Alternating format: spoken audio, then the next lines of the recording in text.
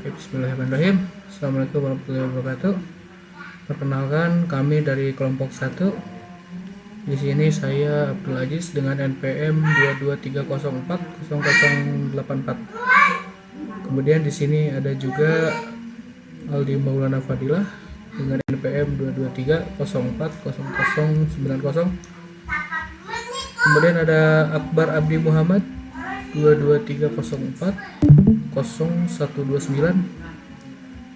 Lalu ada Adi Rahmansyah 223040074. Dan terakhir ada Aditya Prasetya Nugraha dengan NPM 1930400081. Dan di sini kami akan menjelaskan sedikit tentang rangkuman kami. Yang pertama itu di bab 2, dasar-dasar perangkat keras di dalam kotak. Silakan.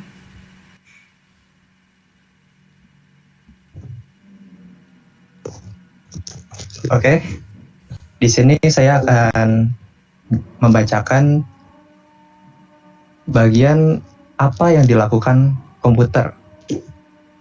Komputer hanya melakukan 4 fungsi dasar, yaitu 1. Menerima masukan, proses informasi, menghasilkan keluaran, dan toko informasi. Tiap sistem komputer berisi komponen perangkat keras yang masing-masing memiliki fungsi ini. Yang 1, perangkat input. Yang kedua, perangkat keluaran untuk mengirimkan informasi ke dunia luar.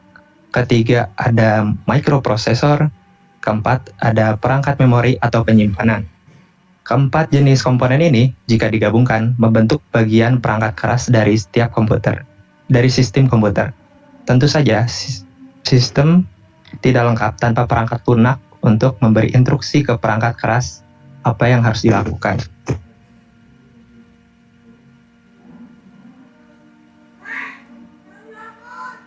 Selanjutnya, tentang bit. Bit adalah satuan dasar dari komputer untuk menyimpan informasi.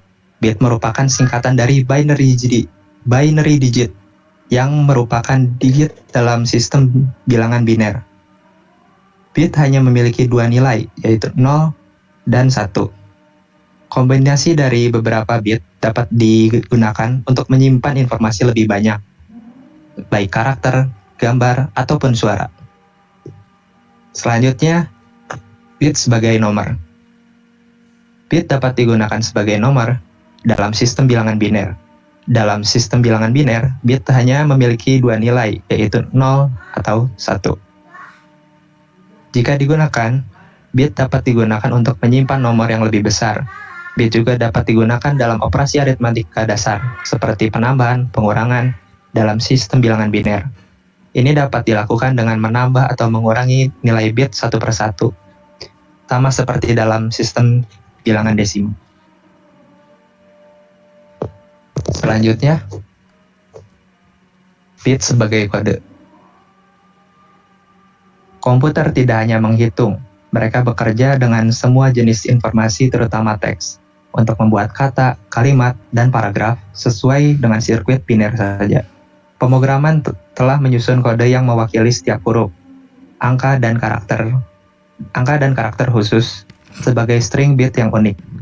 Kode yang paling banyak digunakan adalah ASCII yang mewakili setiap karakter sebagai kode unik 8 bit. Dari 8 bit tersebut terbentuk 256 pola terurut yang dapat cukup membuat karakter huruf, 26 huruf, huruf besar dan huruf kecil, 10 angka, dan beberapa karakter spesial seperti titik, koma, pagar, dan lainnya. Selanjutnya, bit sebagai instruksi dalam program. Program yang memberi tahu komputer apa yang harus dilakukan dengan data yang kamu berikan.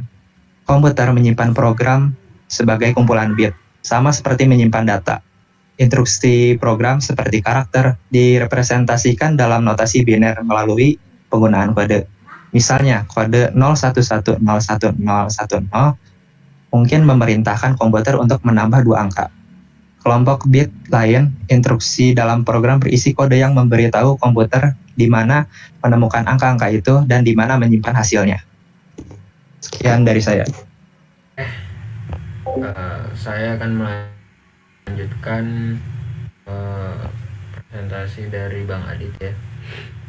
Saya akan ngebahas untuk slide 6 tentang slide 19 bit bytes dan buzzword. Nah, untuk mencoba belajar tentang komputer dengan memeriksa operasinya pada tingkat bit agar mirip mencoba belajar tentang bagaimana penampilan atau tindakan orang dengan mempelajari sel-sel manusia secara individual.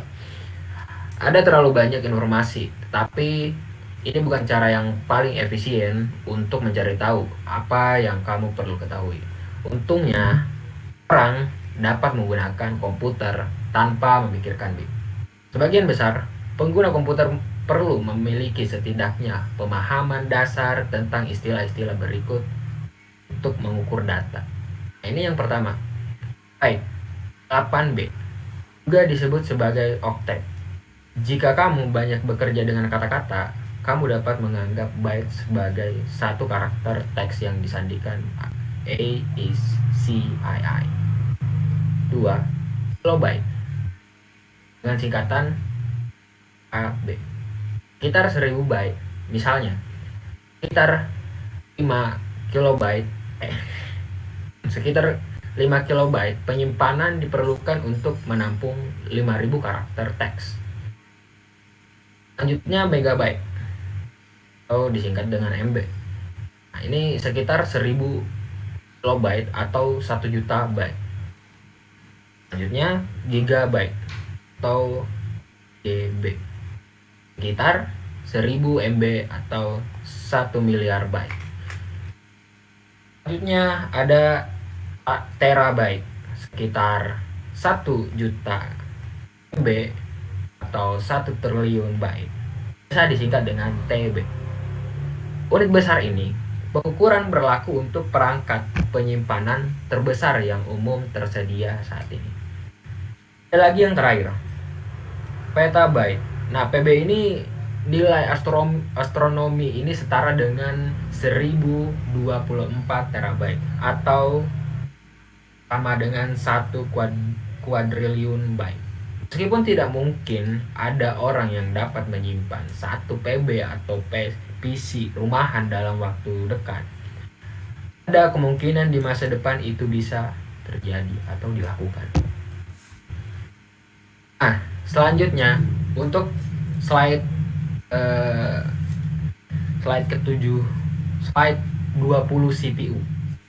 Nah, seperti kita ketahui bahwasanya CPU sering disebut prosesor, melakukan transformasi input menjadi output.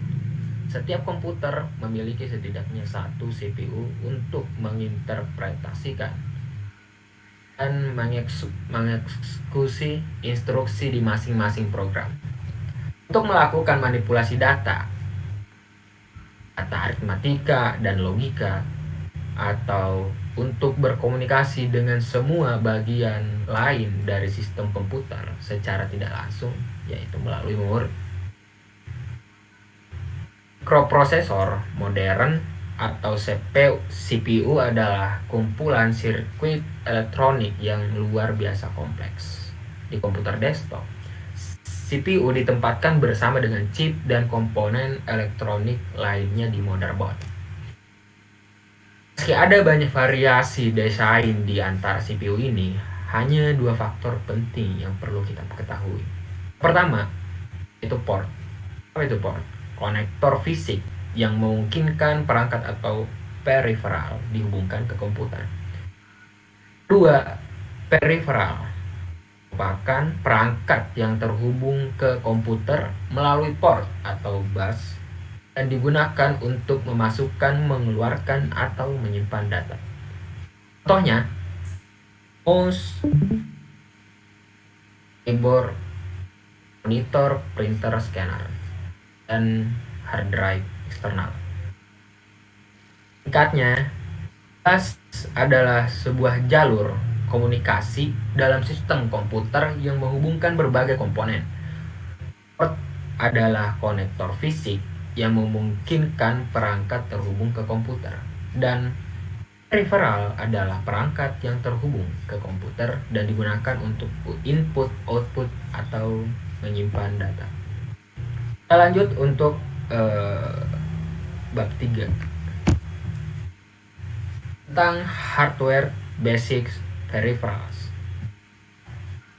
Seperti yang kita ketahui bahwa awal revolusi PC, Bill Gates dan Paul Allen membentuk sebuah perusahaan bernama Microsoft untuk memproduksi dan memasarkan versi bahasa pemrograman BASIC.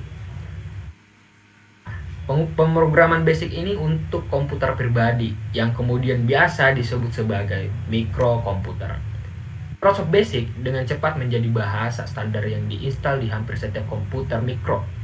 Ketika IBM berbelanja sistem operasi untuk PC-nya, Microsoft bergerak agresif untuk mendapatkan bisnis IBM ini. Saat ini Microsoft mendominasi industri perangkat lunak PC, menjual sistem operasi, program aplikasi, perangkat lunak, server, dan alat mengembangkan perangkat lunak tersebut. Dominasi soal desktop dan Microsoft terancam di pertengahan 1990-an oleh ledakan internet. Microsoft juga memasarkan keyboard, mouse, mesin game, pemutar musik, dan perangkat keras lainnya. Banyak pesaing dan pelanggan bersikeras bahwa Microsoft telah menggunakan praktik penjelasan dari rekan saya.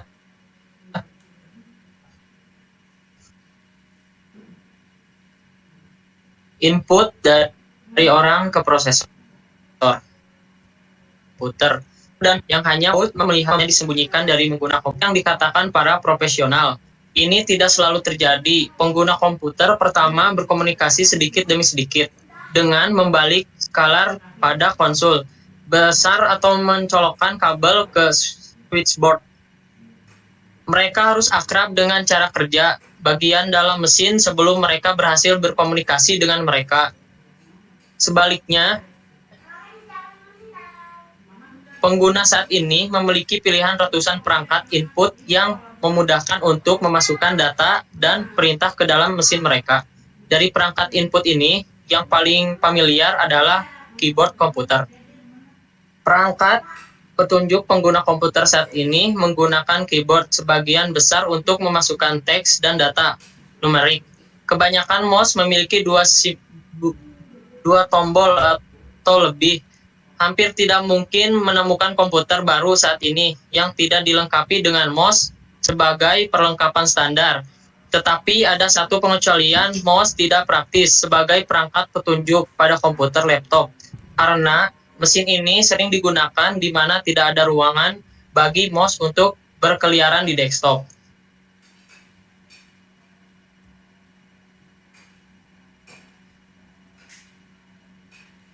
Lanjut, touchpad. Kadang-kadang disebut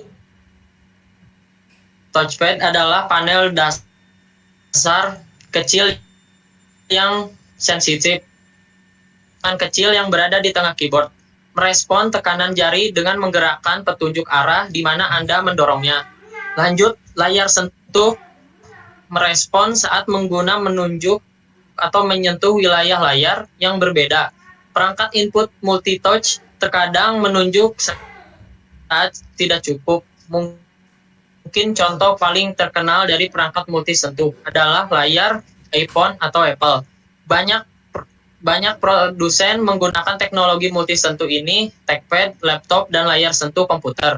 Input multi-sentuh juga menggunakan dalam banyak aplikasi profesional. Salah satu produk paling ambisius berdasarkan teknologi multi-sentuh adalah Microsoft Surface.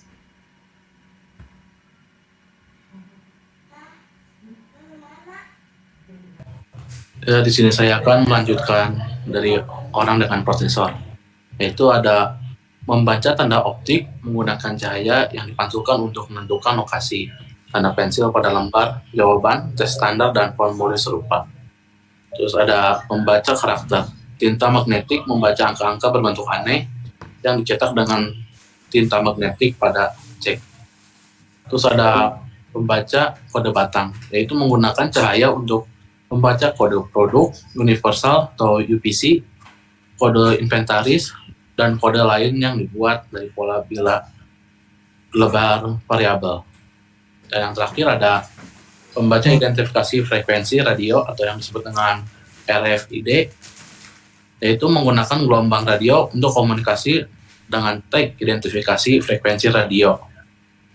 Nah, selanjutnya perangkat penyimpanan input memenuhi output.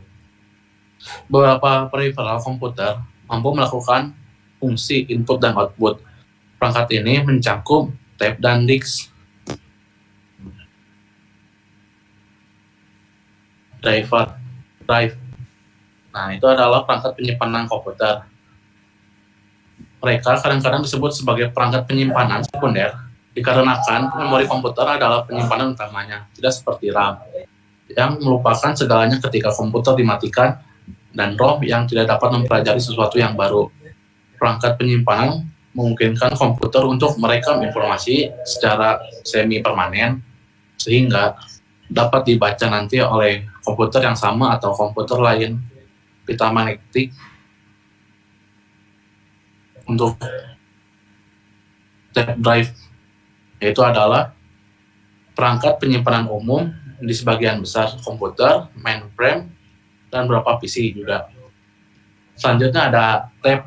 Tape adalah media akses berurutan, yang dimana komputer harus membaca informasi sesuai urutan perekamannya. Disk magnetik seperti pipa magnetik yang memiliki permukaan yang dilapisi secara magnetis yang dapat menyimpan informasi yang dikodekan. Drive disk menulis data ke permukaan disk dan membaca data dari permukaan.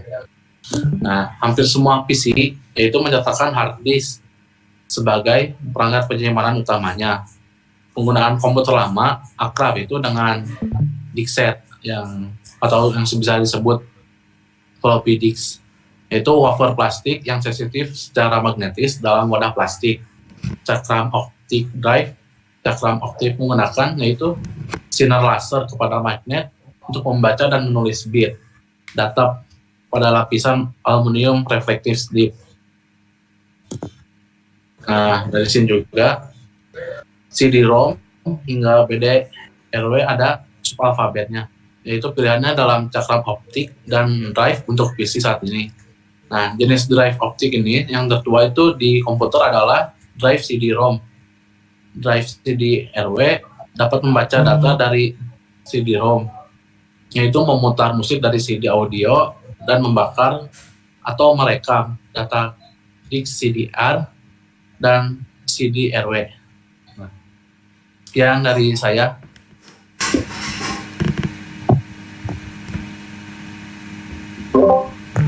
Baik, di sini saya akan melanjutkannya. Kemudian di sini ada sistem komputer, jumlah bagian-bagiannya. Yang pertama itu ada sebagian besar komputer, terutama salah satu 4 kelas desainer dasar. Yang pertama itu ada sistem menara,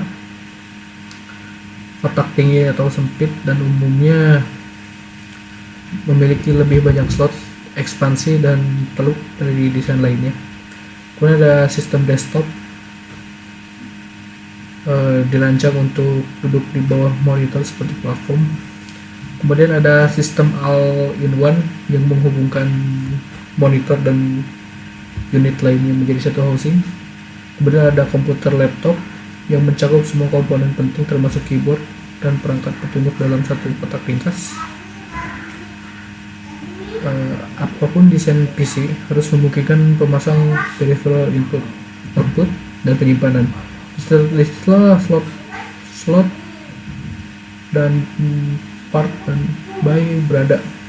Sekarang setelah kita menjelajahi landscape peripheral, kita dapat melihat lagi cara mengaktifkan peripheral tersebut dalam sistem port dan slot. Ditinjau kembali Sejak hari-hari awal sejarah PC, desainer menyadari perlunya memiliki port standar untuk menghubungkan variabel tersebut. Port ini biasanya mengikuti standar antarmuka yang dibuat oleh perusahaan lain. Selain bertahun-tahun, PC standar industri memiliki port serial yang mengirim dan menerima data 1 bit pada suatu waktu dan port paralel untuk memasang printer dan perangkat lainnya yang mengirim dan menerima bit ke dalam kelompok. Oke. Sangat jarang menemukan PC baru yang berisi port key tersebut hari ini. Sejak awal, sebagian besar PC standar memiliki arsitektur terbuka, desain yang memungkinkan pengguna dan teknis menambahkan kartu ekspansi dan peripheral sesuai kebutuhan. Misalnya, pemilik komputer mungkin memasang kartu jaringan ke mesin yang lebih lama sehingga komputer dapat berkomunikasi dengan komputer lain melalui port Ether atau yang lebih disebut dengan kabel LAN. Ya, dan sekian dari kami. Segitu saja. Wassalamualaikum warahmatullahi wabarakatuh.